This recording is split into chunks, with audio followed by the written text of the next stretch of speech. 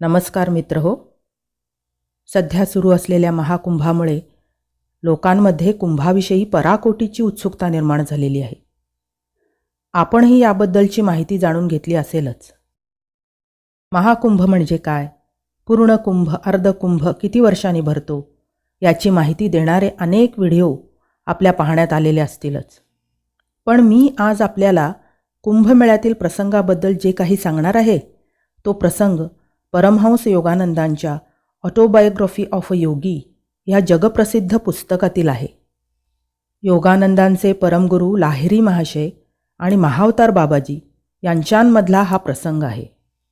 महाअवतार बाबाजी, ज्यांना क्रिया बाबाजी म्हणूनही ओळखले जाते, त्या महाअवतार बाबाजींबद्दलही लोकांमध्ये बरीच उत्सुकता आहे. 2500 वर्षांहून अधिक वयाच्या परंतु चक्क 25शीच्या तरुणाप्रमाणे दिसणाऱ्या ह्या महायोग्याने लाहिरी महाशयांना क्रियायोगाची दीक्षा दिली व तिचा प्रसार सामान्य लोकांपर्यंत करण्याची अनुमती लाहिरी महाशयांना दिली. तर महाअवतार बाबाजी आणि लाहिरी महाशय या गुरुशिष्यांमधील कुंभमेळ्यातील हा प्रसंग आपल्यालाही खूप महत्त्वाची शिकवण देऊन जातो. हा प्रसंग अलाहाबादला म्हणजे सध्याचे प्रयाग इथे कुंभमेळ्याच्या वेळी घडून आला. लाहिरी महाशय त्याविषयी आपल्या शिष्यांना सांगतात. त्या ठिकाणी मी एकदा ऑफिसला थोड्या दिवसांची सुट्टी होती तेव्हा गेलो होतो. त्या पवित्र सोहळ्यामध्ये उपस्थित होण्याकरता दूर दूर अंतरावरून संन्यासी, बैरागी व साधू यांचे तांडेच्या तांडे आले होते. त्या गर्दीत मी भटकत होतो. इतक्यात मी एका राख फासलेल्या बैराग्यापुढे क्षणभर थांबलो. त्याच्या हातात एक भिक्षापात्र होते. त्यावेळी माझ्या मनात असा विचार आला की हा बैरागी ढोंगी असावा. बाहेरून विरक्ती दाखवणारी बैराग्याची वस्त्रे त्याने घातली होती, पण आतून त्याला तशी विरक्ती झालेली नसावी.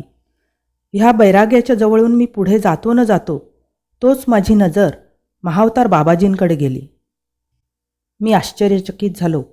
बाबाजी एका जटाधारी तपस्व्यापुढे गुडघे टेकून त्याला नमस्कार करत होते. बाबाजी, आपण इथे काय करीत आहात? मी पटकन त्यांच्या बाजूला वळून म्हणालो. मी ह्या संन्यासाचे पाय धुत आहे. नंतर मी त्याची स्वयंपाकाची भांडी घासणार आहे. बाबाजींनी माझ्याकडे पाहून एखाद्या बालकाप्रमाणे हास्य केले. मला कळून चुकले की मी कोणावरती टीका करू नये.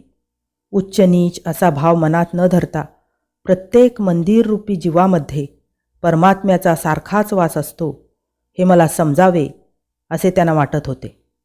बाबाजी पुढे म्हणाले, सुज्ञ आणि अज्ञानी अशा दोन्ही प्रकारच्या लोकांची सेवा करून सगळ्यात जो मोठा गुण आहे आणि जो गुण परमेश्वराला सर्वात जास्त पसंत आहे तो गुण अंगी बाणवण्याचा मी प्रयत्न करीत आहे. तो गुण म्हणजे नम्रता. मित्रहो, आपल्या मनातही कधीकधी महाकुंभातील साधू बैराग्यांचे व्हायरल व्हिडिओ पाहिल्यानंतर असाच विचार आला असेल नाही? कुंभमेळा असो व आपल्या जीवनाचा मेळा, इथे आपल्याला नाना तऱ्हेचे लोक भेटतात. त्यात हौशे, गौशे, नवशे सगळेच असतात. अशा लोकांना पाहिले की आपल्या मनातही लाहिरी महाशयांच्या मनात आला तसाच विचार येत असतो. तेव्हा त्यांच्यावर टीका टिप्पणी करू नये व आपल्यातील नम्र भाव नष्ट करू नये. हेच महाअवतार बाबाजी आणि लाहिरी महाशयांच्या या प्रसंगावरून आपल्याला शिकायचे आहे.